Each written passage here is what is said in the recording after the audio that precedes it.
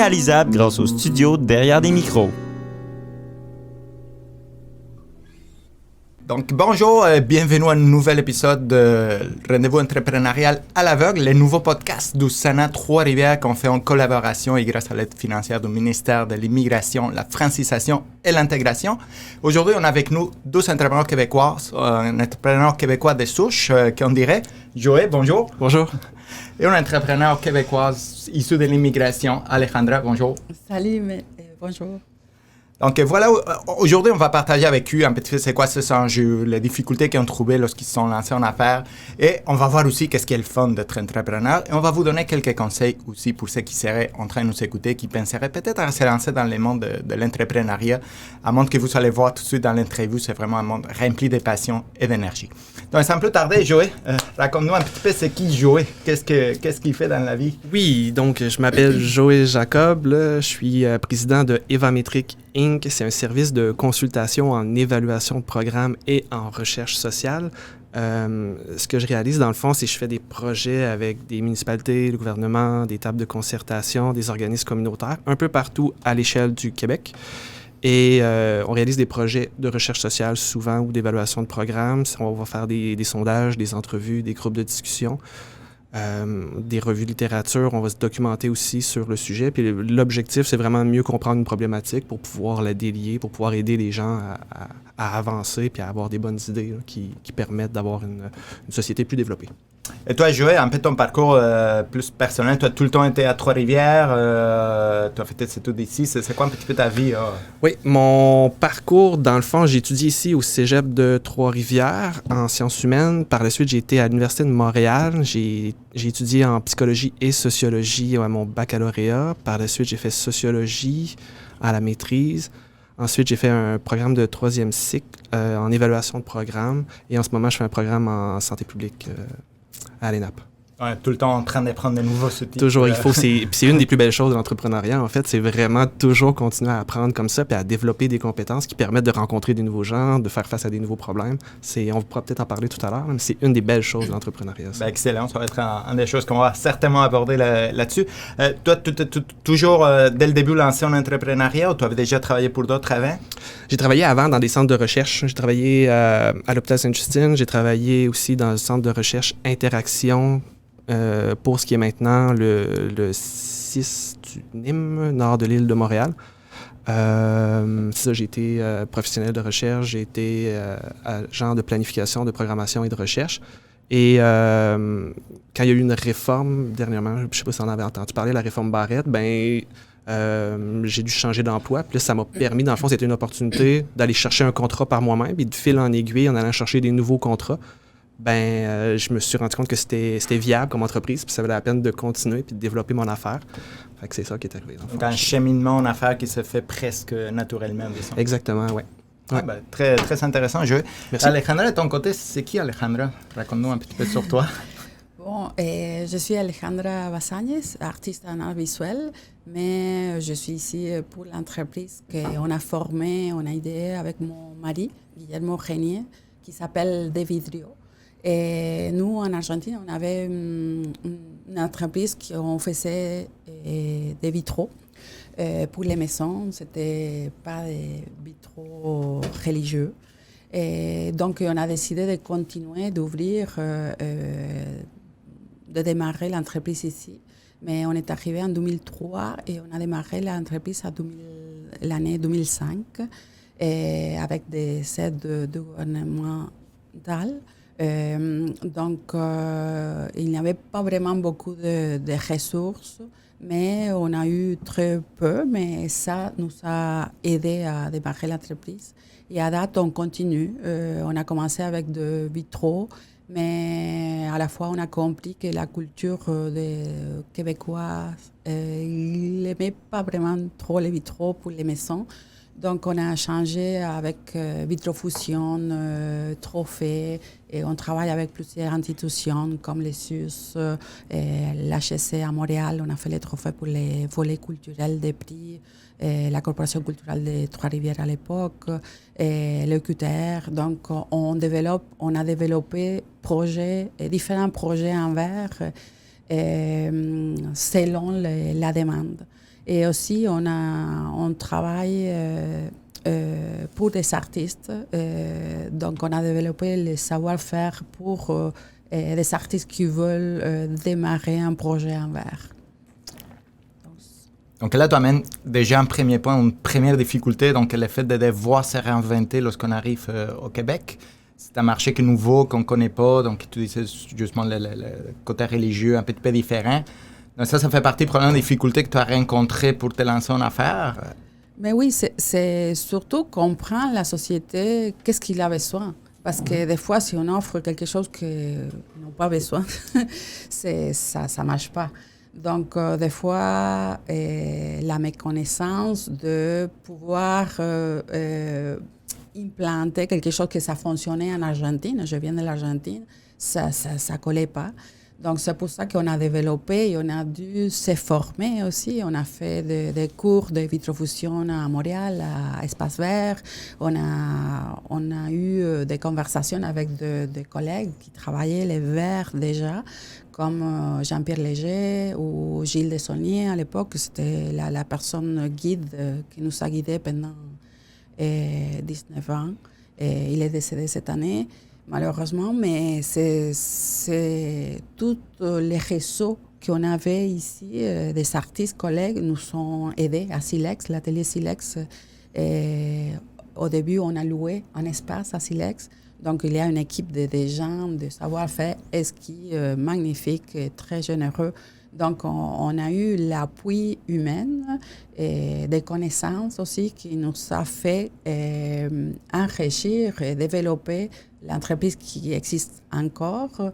Mais bon, comme c'est une entreprise qui développe des projets artistiques, des fois aussi, on a plusieurs, pas de problèmes économiques, mais ce n'est pas vraiment quelque chose linéaire qu'on va gagner tel montant toutes les années, qu'on peut organiser. Mais bon, on ajoute autre chose à côté, mais on aime ça, on aime la culture, on aime Trois-Rivières.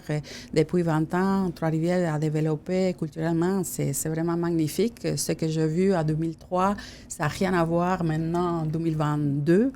Et donc, nous, on est contents d'avoir démarré, de pouvoir conseiller les artistes, et donc, Guillermo, il a un savoir technique du verre, c'est vraiment un spécialiste. Ouais. Donc, il travaille beaucoup comme jury à Montréal et à Québec. Vous amenez tous les deux à un point de la formation. À quel point c'est important de ne pas arrêter d'apprendre, justement, que ce soit pour s'adapter ou pour développer de nouvelles techniques. Donc, oui, certainement, de quoi considérer un entrepreneuriat.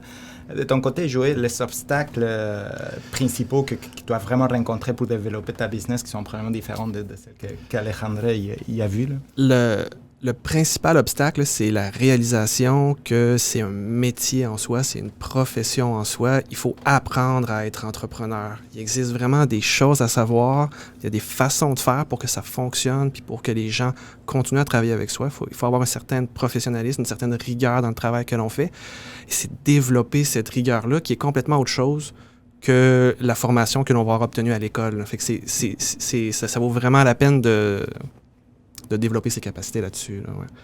Fait que ça, c'est la principale difficulté que l'on rencontre en tant qu'entrepreneur. Il faut chercher toujours des nouvelles connaissances, il faut toujours chercher des nouvelles compréhensions de comment ça marche, comment tous les différents aspects fonctionnent. Fait que, ouais. Ouais. Et je ne sais pas si vous êtes d'accord, mais justement, tu soulèves une question qui a sorti à plusieurs fois dans le podcast. On apprend à être entrepreneur, je ne sais pas si vous êtes d'accord, on marche. C'est comme apprendre à conduire, mais on est sur la route déjà, derrière les volants, et on n'a pas le droit de s'arrêter. Ouais. Ça, c'est un défi en soi. Je ne sais pas si c'était la même chose pour toi, Alejandra. On ne peut pas apprendre à être entrepreneur et se lancer après. C'est en étant entrepreneur qu'on apprend. Oui, mais je trouve aussi qu'une fois qu'on a réussi avec certains projets de travaux qu'on a fait, qu'on a bien travaillé, que les gens croient en nous, ouais. Et ça devient automatique. C'est vraiment les gens, ils vont t'appeler, ils disent, bon, j'ai vu sur Internet, au salon du livre de Grand Nord, ils m'ont téléphoné en disant, bon, j'ai vu un trophée que tu avais fait, j'aimerais avoir presque la même chose, mais j'aimerais développer une idée, un concept avec toi. Donc, si on travaille bien, on a comme de retour. Ouais. de la société. Donc, ça vient tout seul. C'est plaisant, ça, quand même, comme expérience, là, de pouvoir voir que les gens nous rappellent, que les gens ont aimé travailler avec nous. C'est super le fun comme expérience, ça. Ouais, c'est un petit peu, je crois, les fameux bouche-à-oreille qu'on dit que parfois on fait la prospection, on cherche des clients, on met beaucoup d'efforts, et bien finalement, le client, il vient à l'endroit où on ne s'attendait vraiment pas qu'il arrive. Là. Donc, c'est ça le fun, je crois, aussi d'être entrepreneur. Hein. Oui, tout à fait. Ben justement, parlant de c'est quoi le fun d'être entrepreneur, parce que oui, on a des difficultés, c'est un parcours qui n'est pas évident, mais il y a quand même un côté le fun, un côté plus glamour, entre guillemets, d'être entrepreneur. Donc, ça serait quoi vraiment si on a choisi une chose pour laquelle toi, entrepreneur, et tu ne reviendrais pas en arrière, que tu aimes vraiment de ta vie d'entrepreneur, ça serait quoi, Joey? Moi, c'est vraiment la possibilité de pouvoir faire les projets au meilleur de mes capacités. C'est vraiment la possibilité de pouvoir répondre aux besoins du client pour qu'il ait vraiment ce qu'il a de besoin pour que son projet fonctionne. J'aime tellement ça, là. Ça m'apporte tellement que je ne voudrais pas revenir en arrière parce que souvent, quand on est employé de quelqu'un, il y a certaines règles non dites qu'il faut suivre, c'est difficile, il faut respecter peut-être un budget plus serré. Puis tout, là, c'est moi mon patron. Fait que si je décide d'ajouter un aspect au projet parce que je pense que c'est super important de l'avoir et que ça va aider, je vais le faire. Ça va me faire plaisir de le faire. Fait qu'il y a il y a un enthousiasme qui vient avec le fait d'être entrepreneur puis d'être là pour aider les gens autour. Hein. C'est vraiment l'aspect le plus fort pour moi. Ouais, le challenge, un petit peu la liberté. Ouais. En tout cas, tu vas pas dire que ça te passionne, on le voit dans ton visage. Là, si tu en parles, c'est excellent. Et toi, Alejandra, c'est quoi qui t'aime plus, vraiment qui te drive d'être entrepreneur? Mais en réalité, c'est très mon propre boss. Mais c'est un défi que des fois, on peut gérer les temps, votre temps de travail. Peut-être que tu travailles plus qu'une personne employée de 9h à 5h. On travaille plus, mais nous, on est ce qui va organiser ta semaine, ton mois, ton année. Et donc, ça, j'aime. J'aime le plaisir de pouvoir forcer à travailler plus, peut-être jusqu'à 10 heures du soir. Mais l'autre jour, j'ai la liberté de prendre les kayaks et aller au fleuve. Donc, c'est des choses qu'il n'y a pas de prix. Je n'ai pas besoin de demander la permission à personne. Mais je gère des fois, et il y a des choses qui ne sont pas vraiment très excellentes comme situation de travail. Mais à la fois, on prend les risques parce qu'on va gagner à la fin. À la fin de... Moi, comme j'aime faire ça, et bon, je me sens pleine quand je travaille dans mes affaires, mes projets, et je vois que c'est un succès, les clients a aimé, et ils payent content, et c'est vraiment comme... C'est ça qui est le plaisir. C'est la passion, la liberté, la gestion du temps. Oui. Et justement, gestion du temps, tu parlais, oui, un côté très intéressant, la gestion du temps, mais je ne sais pas, je veux par exemple de ton côté, la gestion du temps, je crois que c'est un défi en tant qu'entrepreneur aussi, hein, à savoir quand s'arrêter, parce que ce n'est pas évident. Oui, ça c'est vrai, c'est sûr. La gestion du temps, c'est beaucoup être capable de prévoir les différentes étapes du projet, être capable de bien les réaliser dans l'échéancier pour pouvoir respecter quand même ce que le client a besoin. Il y a une certaine difficulté avec la gestion du temps quand même. C'est pas le plus gros problème que j'ai par contre, moi, dans mon expérience d'entrepreneuriat. OK.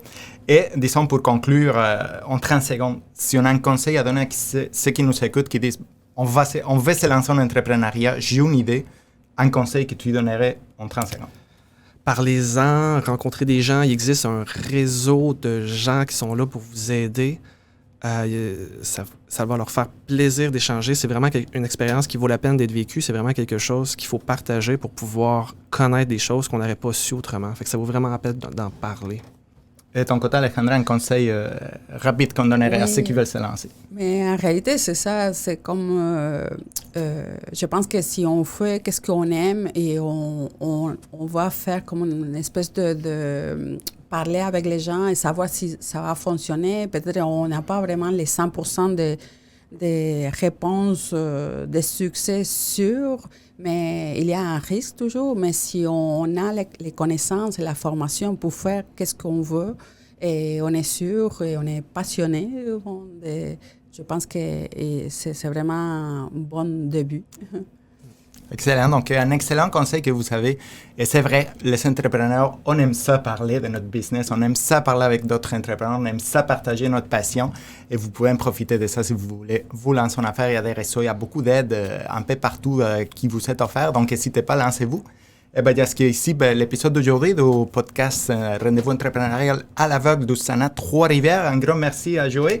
Merci. Merci beaucoup. Merci Alejandra. Merci à vous. Et un grand merci à vous tous qui nous avez écoutés. Si vous voulez en plus ne rien manquer des autres épisodes, abonnez-vous au YouTube du Sana Trois-Rivières pour avoir tout le reste des épisodes avec d'autres entrepreneurs passionnés comme Joey et Alejandra. Merci beaucoup et à notre prochain épisode. Merci.